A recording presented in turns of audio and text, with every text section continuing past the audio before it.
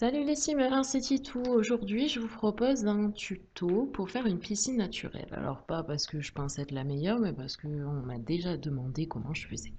Donc voilà, pour ceux que ça intéresse, donc le but c'est que vous ayez la piscine qu'on vient de voir. Donc d'abord, je fais une piscine où la forme c'est n'importe quoi.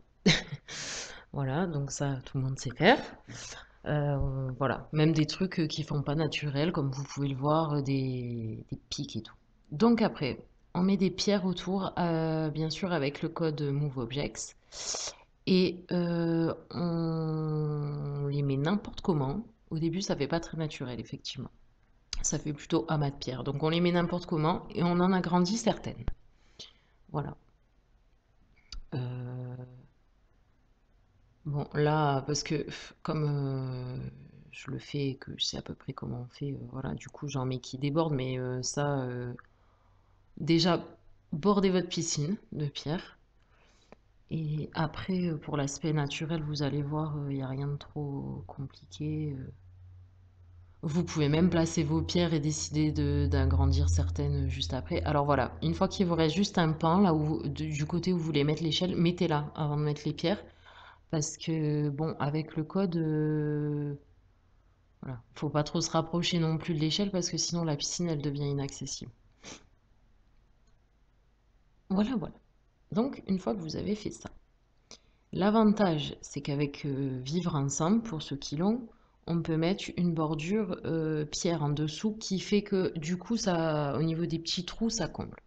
Donc après, on va aller mettre des roseaux un peu n'importe où. Voilà, alors moi j'ai décidé de mettre une échelle en pierre. Et donc vous allez voir, voilà, avec la peinture de terrain, quand il y a des petits trous comme ça et qu'on peut rien mettre, ça fait du cache-misère, comme on dit. Voilà, voilà. Donc après, toujours avec le code, on met des herbes n'importe où. Enfin, n'importe où. On essaye de les éparpiller un petit peu. Voilà, moi je mets souvent des... Dans les arbustes, là, la première rangée d'herbes, enfin les deux premières rangées et le truc qui ressemble à de la lavande, là. Voilà. Alors après, voilà, il y a ça du kit vivre ensemble, donc soit je les agrandis, soit je les mets normal, mais du coup je les mets côté intérieur piscine en général, pour combler justement bah, les petits trous qu'on a quand même avec les pierres.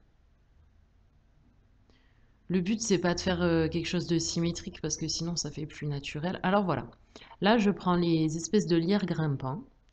Et en fait, je viens de découvrir que quand on les agrandit, du coup, pour le fond de la piscine, c'est juste nickel.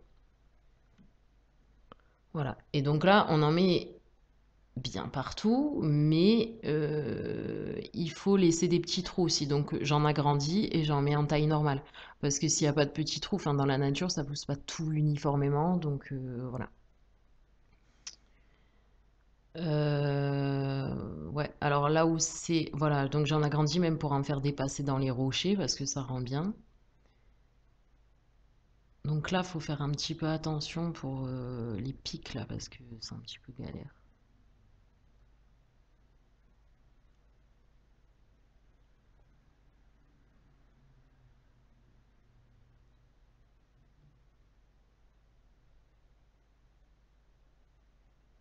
Voilà, là on voit bien que je le laisse dépasser.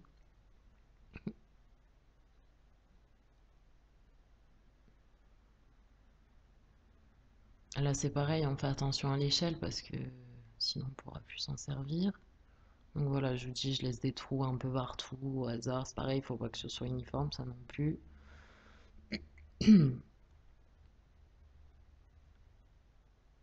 Voilà. Donc, ah oui, alors après ça dépend de ce que vous avez derrière. Euh, mais moi comme j'ai un mur, j'en mets aussi derrière. C'est important aussi, comment dire, ce qu'il y a autour, quoi.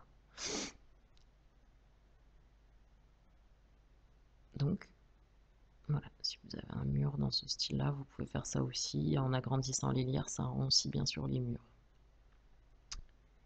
Voilà, voilà. Bon, je crois que je me suis arrêtée là parce que le reste, je l'ai fait après. Ah ben non, je continue. Qui est boulé alors? Bon, bref. Voilà. Alors après, je crois que... Voilà, on passe au niveau de la couleur de l'eau. Moi, je trouve que la couleur verte, elle fait vraiment caca de doigt. Donc ce que je fais, c'est que je vais dans les sols, le carrelage, là, je choisis l'herbe et j'en mets dans le fond de la piscine. Comme ça fait pas carrément au dégueulasse, mais au naturel. Voilà, c'est la petite astuce que j'ai trouvée. Alors c'est pareil, je vais dans le truc de fontaine, je prends les nénuphars, j'en fous de partout. Je mets l'herbe de vivre ensemble. Et là, je mets des petites trucs qui font des bulles et de la fumée. Et voilà.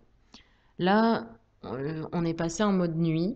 Donc, je mets des lumières dans les plantes parce que ça donne un joli effet la nuit.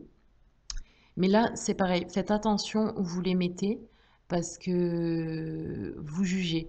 Parce que du coup, il faut pas les mettre là où il y a des défauts, entre guillemets, parce que, de construction, parce que ça va se voir fort. Donc voilà. Après, j'en mets. Et je crois qu'on a fini, hein. Voilà, on a fini. Vous avez votre piscine naturelle. Et puis, ah oui, alors non, on n'a pas fini parce qu'il faut faire les peintures de terrain. Donc je suis pas la meilleure pour vous expliquer ça, mais en général, je mets de la terre, voilà, de la terre marron.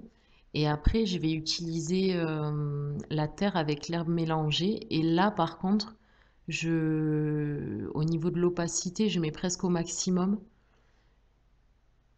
Voilà, pour que ça fasse naturel. Enfin, vraiment, je suis pas la meilleure en peinture de terrain, donc voilà. Mais on insiste surtout avec l'herbe usée au niveau du plongeoir et ce qui est logique et de l'échelle. Et après avec la gomme, pareil, toujours au niveau de l'opacité, je fais attention que ce soit bien au max et je vais gommer petit à petit en fait en me rapprochant. Voilà. Bon, je suis pas une experte, mais du coup, même en n'étant pas une experte, ça donne quand même un œil, enfin un aspect plus naturel dans l'ensemble. Donc voilà, j'espère que ce petit tuto vous aura plu. Et puis, bah, je sais pas si je peux vous aider à autre chose. N'hésitez pas à me demander si je peux le faire, ce sera avec plaisir. Voilà, voilà. Une bonne journée. Ciao, ciao.